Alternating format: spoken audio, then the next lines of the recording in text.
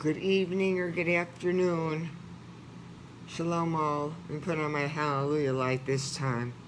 I got fussed at because I didn't do it. I'm exceptionally tan also.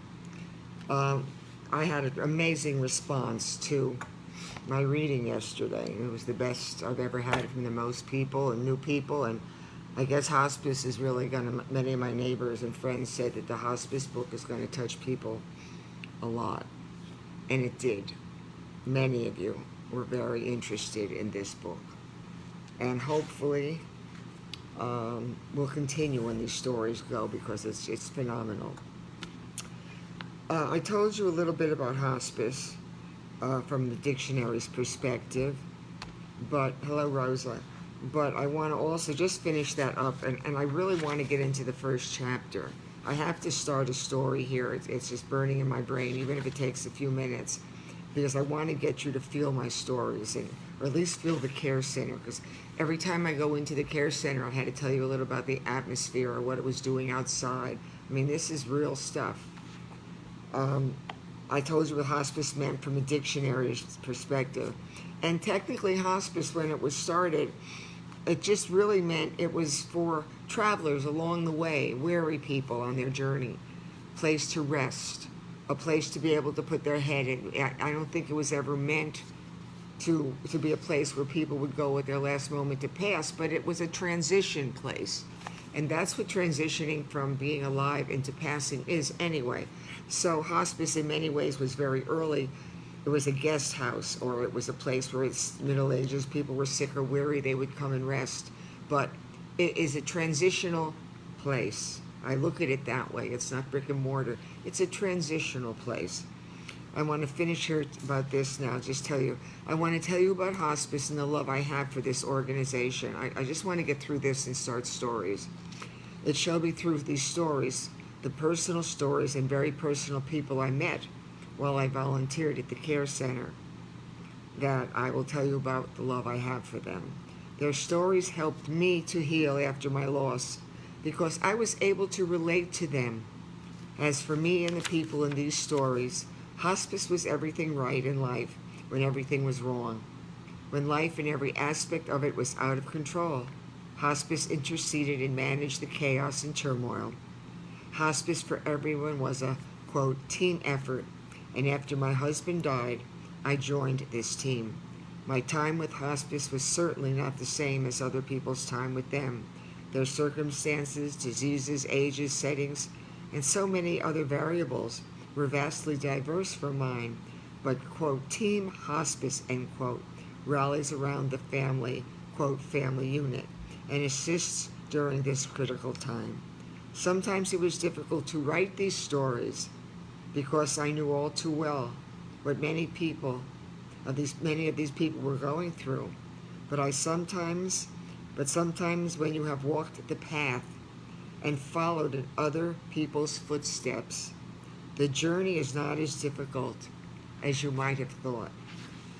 In the hospice program, in that care center, I walked in their footsteps. Their loved ones' lives were there for different reasons, or their lives were there. But I walked in their shoes. And that's why these stories are going to become so terrifically important to you, because I've walked your walk.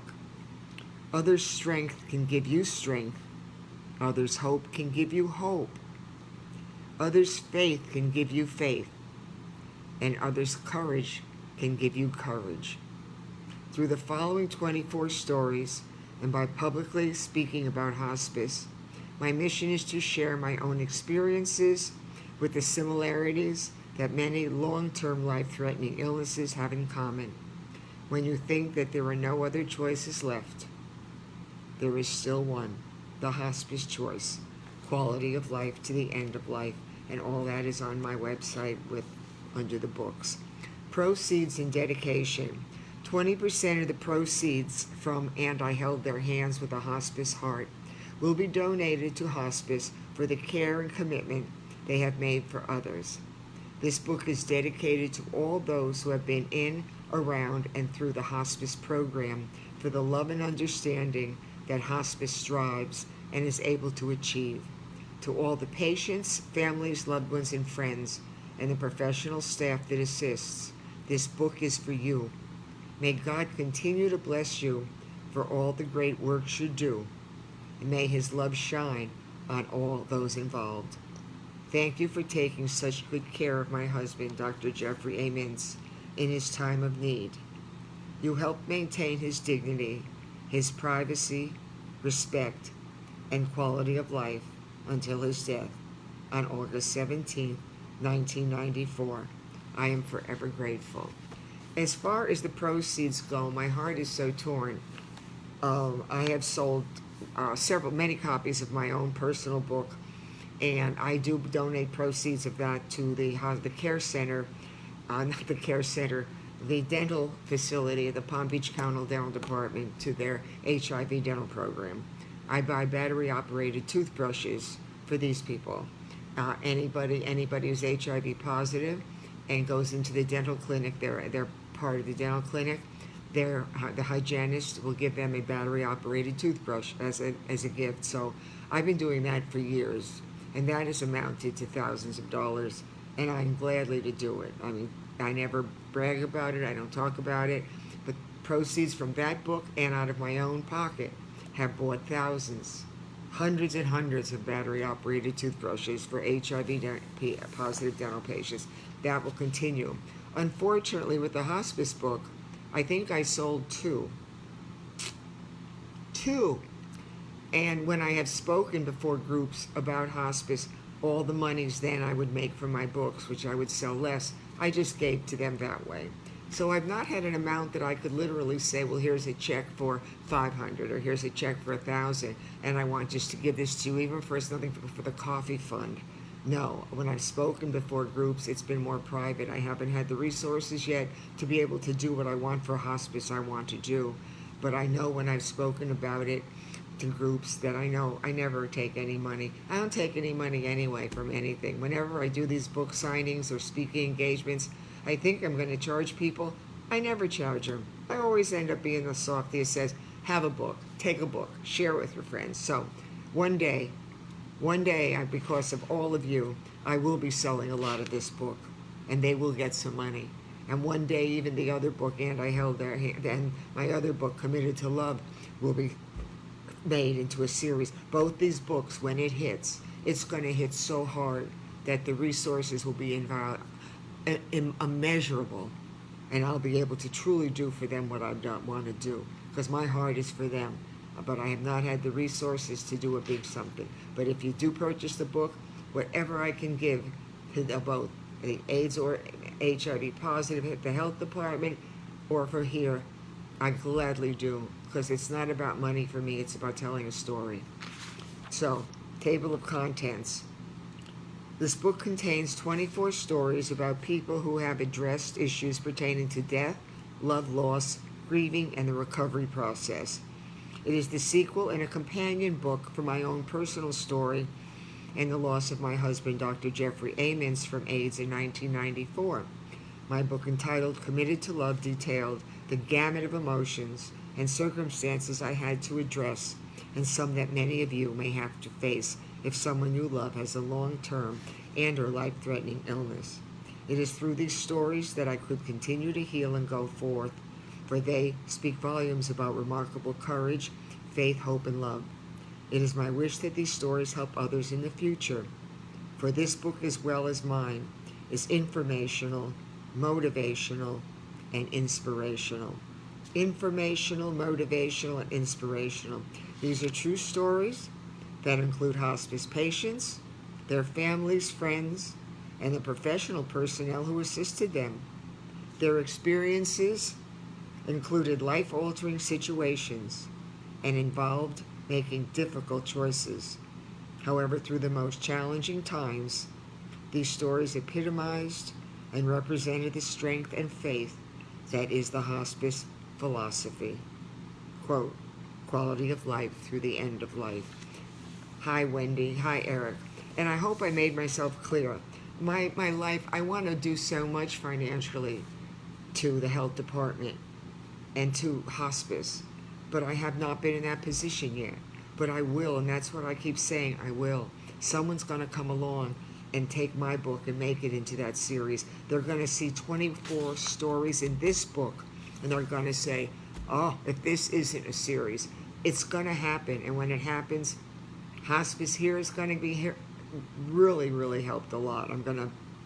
I want a bed there for my husband's, in my husband's name. Doctor, I want a bed in my husband's and my name, so there will always be a bed for someone there, always. And I want something for the health department that'll say Dr. Jeffrey Mintz and I were here. Yes, I want that. And I will keep reading and talking about it until it happens. Chapter 1. Oh, thank goodness I wanted to get through this, and I have time to start. Chapter 1. He was staying involved until the end as he sang Spanish hymns to his dying mother. He was staying involved until the end as he sang Spanish hymns to his dying mother. I got 24.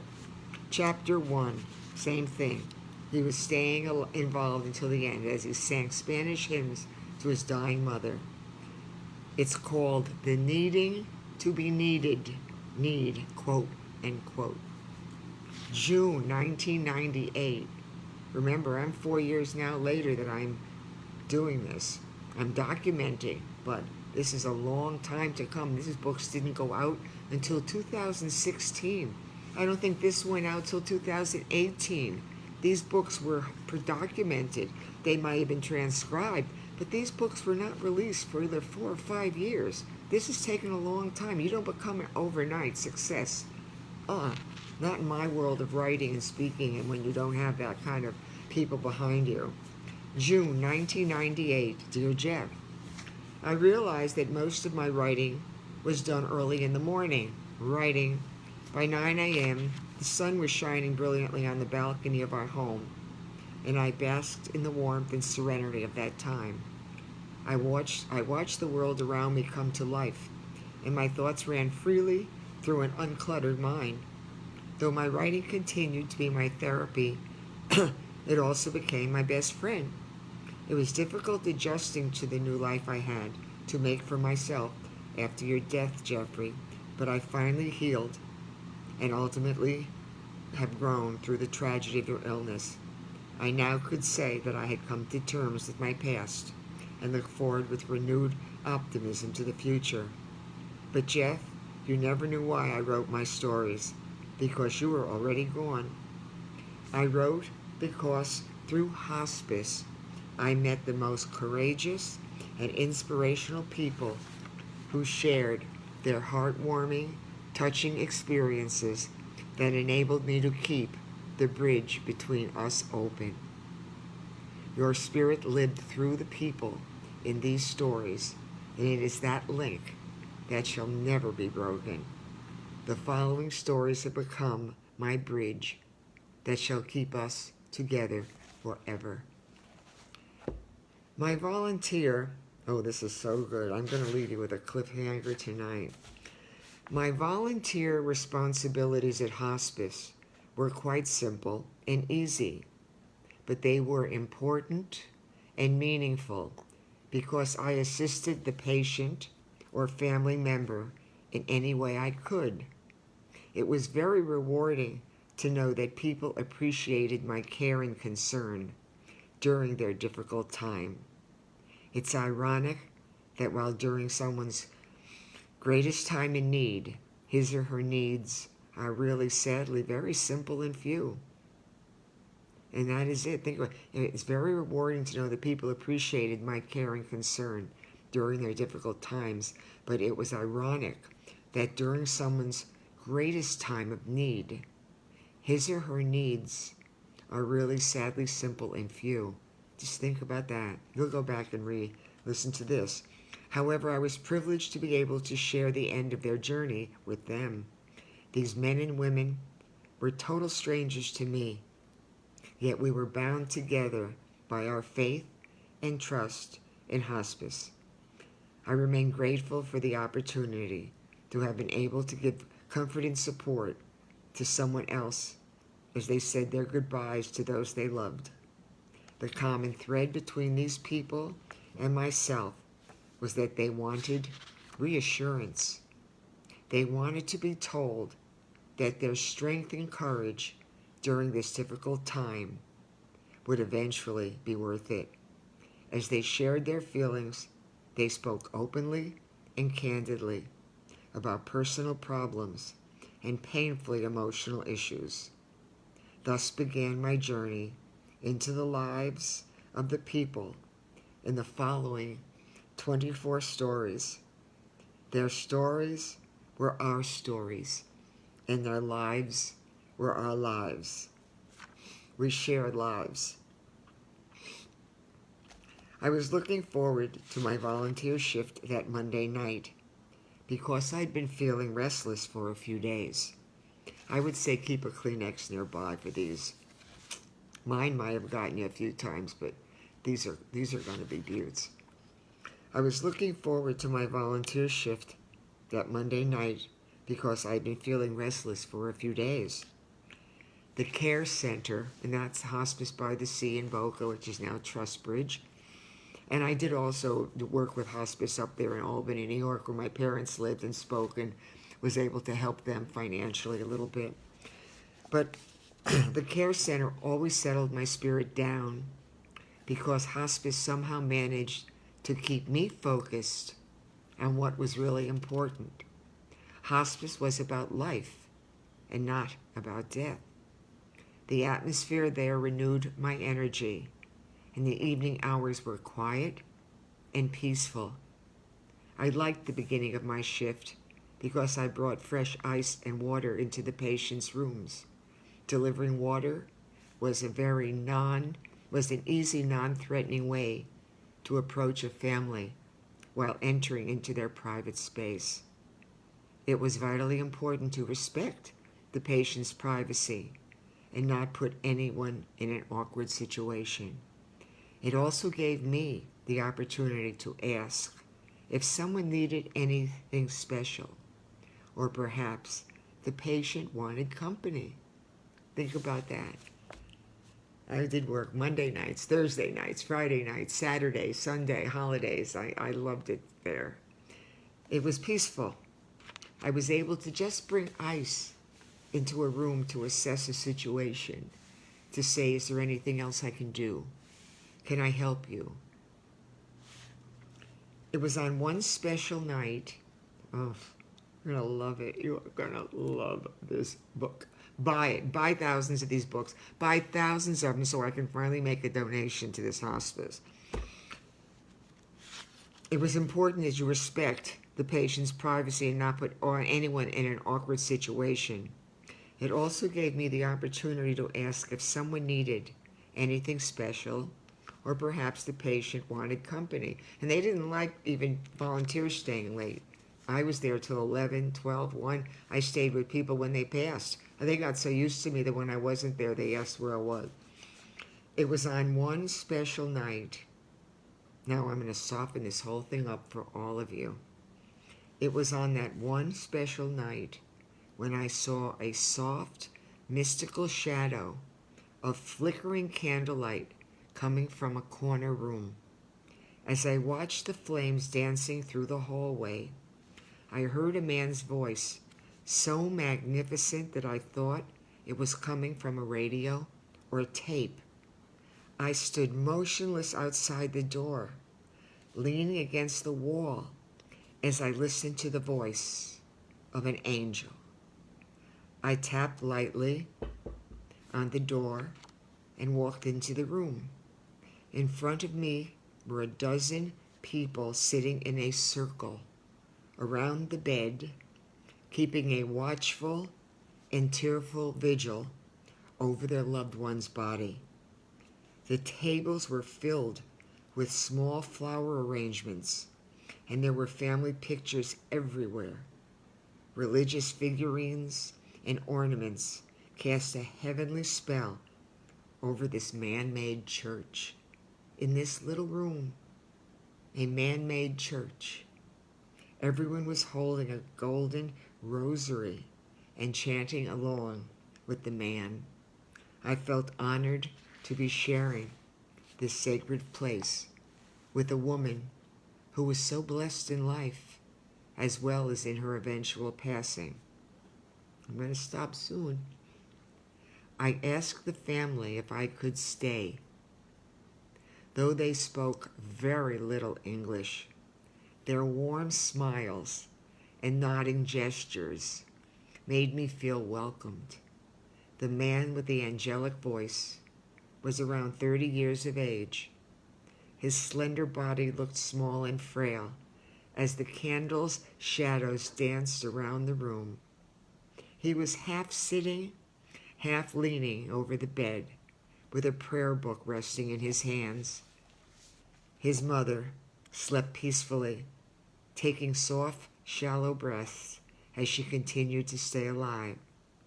Her husband held her hand and gently stroked her brow. The soft, caring touch of his hand did not cause her to move or change the expression on her face. I believed that she could hear her son's voice and feel her husband's warmth, but she was in her own special place, and no one would know what she could hear or understand. I got to give you just a little more. Just a little more. Oh yeah, because from here I go into my life. See, that's what I'm going to tell you. Their stories, and then I flip it into more about my life with Jeff. You're getting a twofer in this book. I believed that she could hear her son's voice and feel her husband's warmth, but she was in her own special place, and no one would know what she could hear or understand. He touched my soul as he sang his Spanish hymns and psalms to his dying mother. He was pouring out his love and devotion to her through the words and the prayers and the emotions in their meaning. I could hear the heartache in his voice and saw the tears streaming down his cheeks, but his soothing voice brought peace and comfort to everyone. I did not understand his words or the psalms he sang, but I wanted to share this time with them. I needed to share their sadness and their loss. I wanted the music to make me cry. I wanted the music to make me cry, but I also wanted to rejoice in their faith and feel the power of their love, because love was the one thing that held them together. They were celebrating life, living, and a family's bond. It was the purest and simplest thing I had ever seen.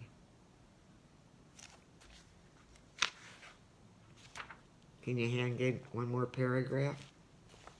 Some of you can, some of you won't. You're going to love all these stories. Her family watched her to feel that power, and her son wanted her to make their last moments together as beautiful as possible.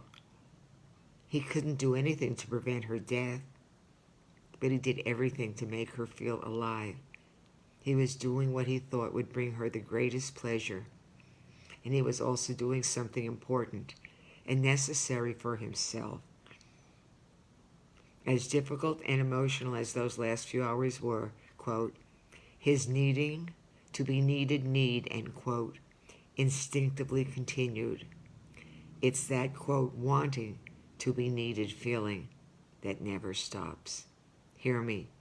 It's that wanting to be needed feeling that never stops. It is a feeling that may not go away after your loved one has died. I wept both tears of joy and tears of sadness with the beautiful family last night. During my 4 hours at the center, he never stopped singing to his mother. Tomorrow night,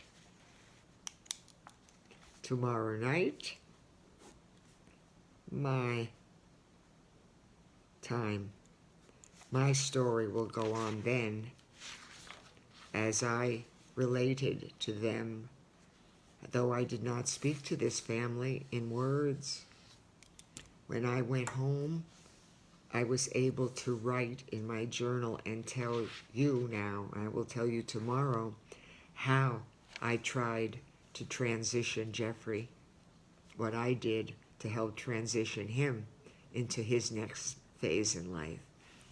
So the first part of his story will be someone else's story. The second part of the story will be mine. Think about what I was saying then about the needing to be needed need. We all have it. We all want to be needed at some point. It never stops, and the need doesn't have to be great. But we all want to be, at some level, appreciated and treated with respect. Hospice does that. Hospice treats you with respect. Hospice keeps your dignity. Hospice allows the family tremendous liberties and freedom to their loved one. COVID certainly stopped so much of it, and that was so sad that every protocol changed. For several years, I have not been over at my hospice in so long. I was up in the hospice up in Albany where my parents were, but I came home after they passed, and it's been years and years since I've really been in a hospice facility, and especially with COVID, I don't know what they do. But I know what the resources are going to do one day. I know what speaking about them is going to be able to do one day. And that's the one thing that will happen. I will speak my story to you as I have. I will now speak these stories to you, these hospice stories to you. You can go on my website on the books icon and you can see everything there is. One day I know, yes, the resources are going to come because the need I had to be needed is great. I want Jeffrey and my name on something that says we were here and we contributed. And if that be part of a building or a bed or a dental chair or toothbrushes, I don't care. As long as I'm needed, I need to be needed, and I want to give something back to you. I hope tonight you were blessed by the man with the Spanish angelic voice. Can you picture? I'm walking into this room, and it's all lit with candles. The candles with all the saints and the Madonnas on them, and the lights were flickering all over the place. And this angel was singing, and there was a circle around the bed of this woman, and it was her husband holding one arm, and it was her son leaning over, and it was a prayer book, and they were all holding rosaries, and I didn't know anything that was going on. And yet they said, stay, sit, stay. And I sat there with them for a couple hours. And it was remarkable. It was magical and mystical and miraculous. So these are the kind of stories you're going to hear. I hope you enjoyed this first part. And tomorrow you'll get a little more of Jeff and myself and what this man was doing for his mother, I was doing for my Jeff. Shalom. God bless you all. Oh, what a wonderful day. Oh. Shalom. Hello, pause, you see. Hello, all. I thank you so much. Shalom, hello. Shalom, goodbye, and shalom, peace. You are being kinder. You are being more patient. And you are calling people and telling them you care. I'll say so long and I'll finish. And stay tuned because you've got a lot of beautiful stories ahead of you. But keep your tissues close by. Shalom. I'm going to finish.